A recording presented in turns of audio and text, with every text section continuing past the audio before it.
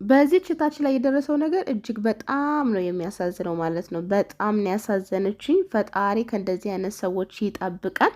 ነገር ግን እንደዚህ አይነት ችግር ሲደርስብን መቼና መቼ ነው ከዚያ ቤት መውጣት ያለብን የሚለውን ነገር እምነግራችሁ ይሆናል። በእህታችን ላይ የደረሰው ነገር ምንድን ነው፣ ብጇስ በምንድን ነው የተለበለበችው የሚለውን እምነግራችሁ ይሆናል። የትም እንዳትሄዱ ላይክ እያደረጋችሁ ቪዲዮን ጀምሩት። ለሁሉም እህቶቻችን ይህን ቪዲዮ ግን ሼር ማድረጋችሁን በጭራሽ እንዳትረሱላችኋለሁ። ሰላም ሰላም፣ እንዴት ናችሁ ውድ ቤተሰቦች? ደህና ናችሁ? ይህን ያለው እግዚአብሔር ይመስገን። እናንተም በያላችሁበት ሰላማችሁ ብዝት ተርፍርፍ ይበል እያልኩኝ ዛሬ ይዤላችሁ የመጣሁት እንግዲህ በመዳም ቤት ሆናችሁ ኮንትራት ቤት ደሞዝ ተከልክላችሁ ያለ ደሞዝ የምትሰሩ ደሞዝ በጠይቃችሁ ቁጥር የተለያየ ችግር የሚደርስባችሁ ሰዎች ማለት ነው። እኔ እዚህ ችታችን ላይ የተማርኩትን ነገር ልንገራችሁ። ይችታችን አሁን ደሞዝ በጠየቀች ቁጥር እጇ እንግዲህ እንዳለ ተለብልባለች። በቢላዋ እያጋሉ እጇ የለም። አንድ እጇ እንግዲህ በሙሉ አሳይታለች። መግቢያው ላይ ማድረግላችኋለሁ ማለት ነው።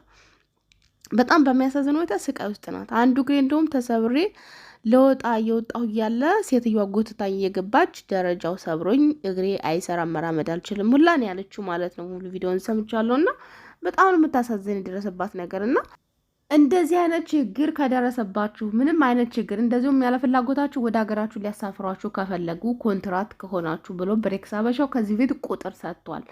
ዱባይ እንደዚሁም ሳውዲ አረቢያ፣ ኩዌት፣ ኳተር፣ ባህሬን ላሉ ጠቅላላ በአጠቃላይ ለ7 ሀገራት የሊብሪ ቁጥር ሰጥቶ ነበር ማለት ነው። ታስታውሱ እንደሆነ እንደዚህ አይነት ችግር ከደረሰባችሁ ደውሉ፣ ቀጥታ እናንተ ያላችሁበት ቦታ ይደርሳሉ።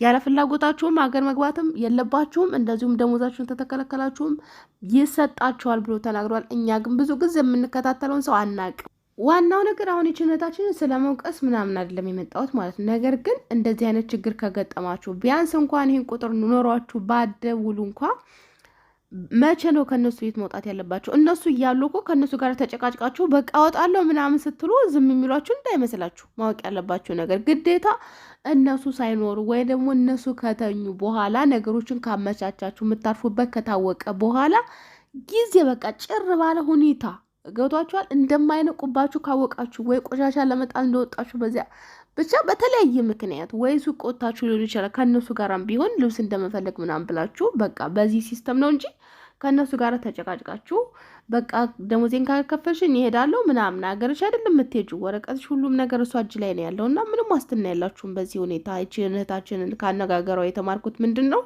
ከሴትዮዋ ጋር ተጨቃጭቃ ምን ብላ በቃ እኔ እሄዳለሁ አይነት ነገር በር ከፍታ ስትወጣ ነው እንግዲህ ሴትዮዋ ጎትታ ያስገባቻት ማለት ነው። እንደዚህ በየዋህነት ነግራችኋቸው ተነጋግራችሁ የሚሆን ነገር አይደለም ማለት እንደዚህ ለመውጣት እወጣለሁ ምናምን ብላችሁ ተነስታችሁ የምትወጡበት ነገር አይደለም። አይፈቅዱላችሁም። የባሰ ስቃያችሁ መከራችሁ ነው የምታበዙት እዚያ ቤት ማለት ነው። ማድረግ እንኳን ካለባችሁ ማይስተካከል ከሆነ ስራችሁ ማይስተካከል ከሆነ እነሱ ማይስተካከሉ ከሆነ ከአቅም በላይ ከሆነ ማድረግ ያለባችሁ ምንድን ነው? እነሱ በጭራሽ በማይነቁበት ሁኔታ አቤት ውስጥ ሆነው ራሱ የደራ ወሬ ከያዙ እነሱ አይነቁ ማለት ነው። በዚያን ጊዜ ፈጣን ከሆናችሁ መሄድ ትችላላችሁ እንጂ ከእነሱ ጋር ፊት ለፊት ተነጋግራችሁ በቃ ሄዳለሁ ቻው ብለሽ የሚያስወጡሽ ነው እንደሚመስልሽ። እንዴት ነው የምታስቡት? እኔ እንጃ። በጣም ነው የተገረምኩት በዚህ ልጅ፣ ምክንያቱም ትልቅ ናት። እንደዚህ ሞኝ ትሆናለች ብዬ አላሰብኩም። ነገር ግን ሌሎቻችን ደግሞ ከእሷ መማር አለብን።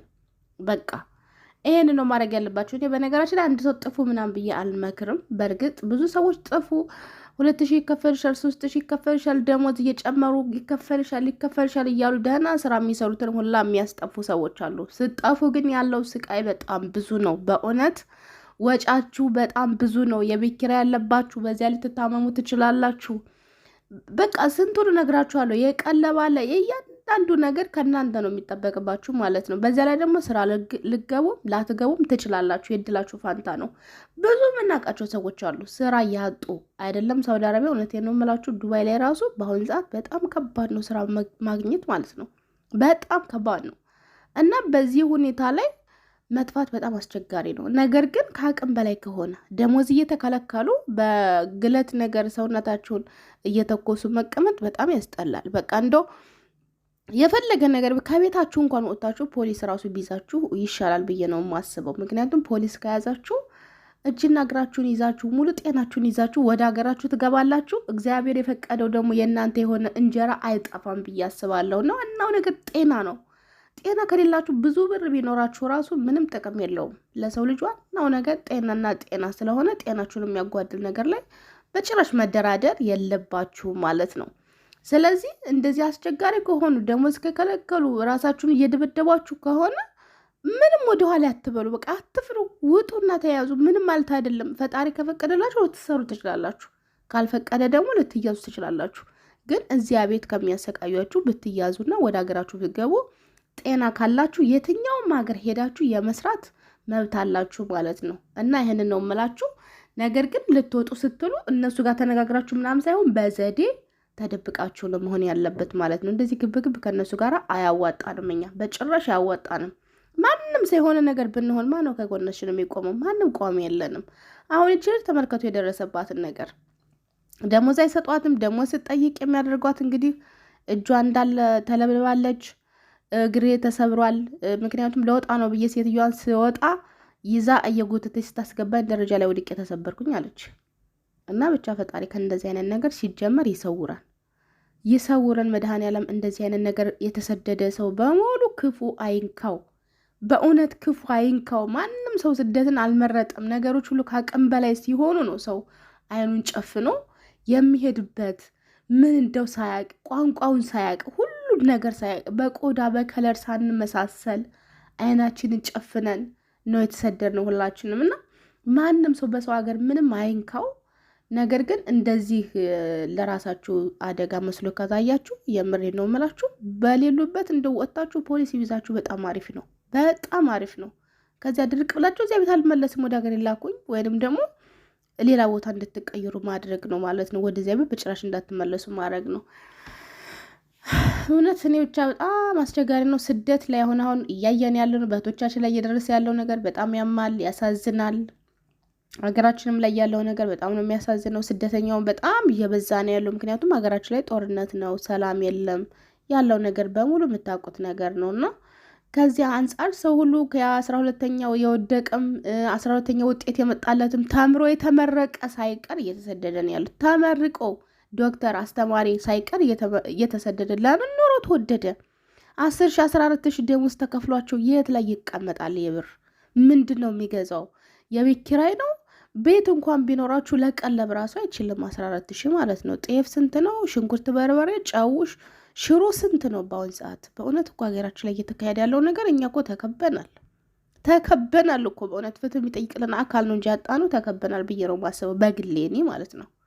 እና አሁን ላይ እኛ አበሾች ሀገራችን ላይ ብንኖርም ከሀገራችን ውጭ ብንኖርም ያው ነው። የትኛውን ቦታ በእርግጥ ስቃይ ነው። እንደው ፈጣሪ እሱ ከምድር ፈተና ይሰውረን። ፈተና ቢደርስብን ደግሞ እንድንጸና ያድርገን እንጂ እየሆነ ያለው ነገር በጣም ነው የሚያሳዝነው ማለት ነው። የትኛውን ቦታ ሰው እየተፈተነ ነው ያለው፣ በሀገሩም በሰው ሀገርም በፈተና ላይ ነው ያለውና እግዚአብሔር እስቲ የኛንም ቀን ያምጣለን ነው የምለው። የኛንም ቀን ያምጣ እያላችሁ በየሃይማኖታችሁ ዱዓ ጸሎት አድርጉ።